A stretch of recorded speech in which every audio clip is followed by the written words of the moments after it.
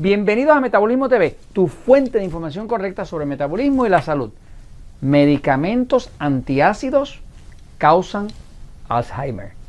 Yo soy Frank Suárez, especialista en obesidad y metabolismo, y quiero compartir con ustedes una información reciente. Acaba de ser publicada en los jornales clínicos, en los jornales de ciencia. La ciencia se supone que sirva para educarnos a nosotros. Eso es lo que yo hago cuando quiero darles una información a ustedes, pues busco qué dicen los estudios científicos. Nada de lo que se dice en Metabolismo TV es mi opinión, es solamente lo que la ciencia dice, y yo lo que hago es que se los pongo a ustedes sencillito para que lo puedan utilizar para su propio beneficio y el de sus seres queridos. Entonces, se acaba de descubrir que hay una relación muy fuerte entre el uso de antiácidos. Los antiácidos se utilizan para reflujo, para acidez, para problemas de personas que tienen por ejemplo, para la bacteria pylori, esa bacteria que ataca la pared del estómago. Pues una de las cosas que le dan a la persona es que le dan mucho antibiótico y un antiácido. Así que los antiácidos son de los medicamentos más utilizados, más vendidos en todo el planeta, y ahora se acaba de descubrir que causan demencia, que causan Alzheimer. Voy un momentito a la pizarra para explicarlo, ¿no? Fíjense. El cuerpo, ¿verdad? Para poder digerir, pues tiene que en el estómago crear ácido. Si no crea ese ácido hidroclórico, pues no puede digerir.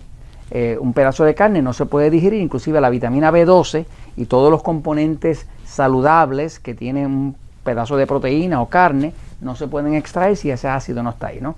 Ahora, cuando una persona empieza a tener reflujo, exceso de acidez, ese ácido que sube, que le quema la garganta, pues la persona empieza a tener problemas de acidez estomacal, acidez de reflujo. Y hay personas que no pueden dormir de noche porque tienen ese problema de acidez. Entonces, lo primero que el médico va a recomendar es lo que llaman un medicamento inhibidor de la bomba de protones. La materia está compuesta de electrones y protones, ¿no? Por ejemplo, si nosotros miramos un átomo, ¿verdad? Pues en el centro, ¿verdad?, vamos a encontrar un protón, y alrededor van a encontrar pequeñitos unos electrones, ¿no? ¿Qué pasa? El ácido está compuesto principalmente de protones. Así que el ácido tiene protones. Ahora, hay una bomba en el cuerpo, en las células, que produce esos protones que nosotros llamamos ácidos. Así que la ciencia encontró una forma de bloquear esa bomba para que entonces no produzca ácido. Así que la forma que está utilizando la medicina hoy en día de controlar la acidez es bloquear lo que produce el ácido que el cuerpo necesita para poder digerir.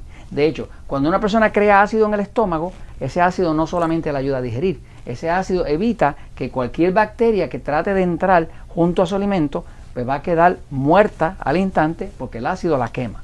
Así que el ácido no solamente ayuda a digerir, el ácido también bloquea la entrada de cualquier parásito o bacteria que trate de entrar al cuerpo, ¿no?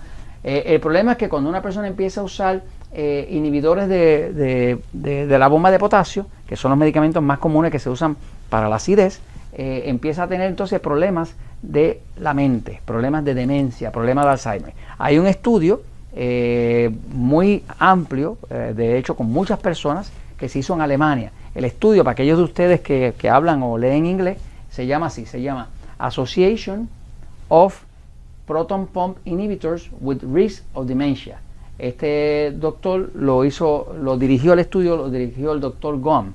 Este estudio es un estudio bien grande que se hizo con 76.679 pacientes. O sea, y se hizo desde el 2004 hasta el 2011, o sea que tomó 7 años de estudio para llegar a unas conclusiones. Las conclusiones que llegó al estudio es que aquellas personas, entre los 76.679 personas, aquellas personas que estaban utilizando medicamentos inhibidores de la bomba de protones, antiácidos, para el reflujo y demás, de esas personas, 44% de ellos aumentó el riesgo, 44% de demencia o Alzheimer. O sea, que entre los que usaban antiácidos, el riesgo aumentaba. A los 7 años, el grupo que desarrolló demencia o Alzheimer la incidencia había aumentado 44% entre los que usaban ácido, así que no es un porciento pequeño. Ahora, eso correlaciona perfecto con otros estudios anteriores que se habían hecho con ratas, ¿no? Este fue hecho con humanos, pero ya había estudios anteriores donde demostraba que cuando se le ponían inhibidores de la bomba de protasia, o sea, de protones, o sea, estoy hablando de los antiácidos, a las ratas, pues esas ratas desarrollaban una proteína que es la que está asociada a la condición llamada Alzheimer, ¿verdad? Esa proteína se llama beta amilin, beta amilosa, ¿no? Esa proteína, que es la que caracteriza a la persona que tiene Alzheimer, se creaba en los ratones, pero nunca había habido un estudio que correlacionara el tema de uso de antiácido con humanos. Ahora lo hay. Así que ya se vio que aumenta el riesgo de 44% de tener Alzheimer o demencia. Así que si usted quiere realmente combatir su acidez, le recomiendo algo natural. Lo otro es que también hay otro estudio reciente también que encontró que el uso del antiácido aumenta 46% los problemas renales, los problemas de los riñones. Así que ya sea que le daña la mente, le da demencia, Alzheimer o le daña los riñones, usted puede evitarlo. Los antiácidos más vendidos en todo el mercado, hay muchas marcas, son Nexium, Prevacid, Prilosec, pero dependiendo de la marca que ustedes le hayan dado. El tema es que si usted quiere controlar el exceso de ácido, tiene nada más que dos cosas por hacer y funciona siempre. Primera, ¿ok? Tiene que hidratar. La mayoría de las personas que tienen problemas de ácido, yo he trabajado con más de 100 y pico mil de personas en los distintos países donde trabajamos. Tan pronto usted empieza a hidratar y usa la fórmula correcta de hidratación, que es su peso en kilogramos dividido por 7 igual a vasos de agua, o su peso en libras dividido por 16 igual a vasos de agua al día, estaba hablando de vasos de 8 onzas, 250 mililitros. Cuando usted empieza a hidratar de verdad, el cuerpo deja de tener problemas de acidez y el reflujo se va. Y la otra cosa que hay que hacer es que tiene que saber qué tipo de sistema nervioso usted tiene. Si usted tiene un sistema nervioso, digamos, excitado, su cuerpo, y come carne roja, pues usted va a tener acidez.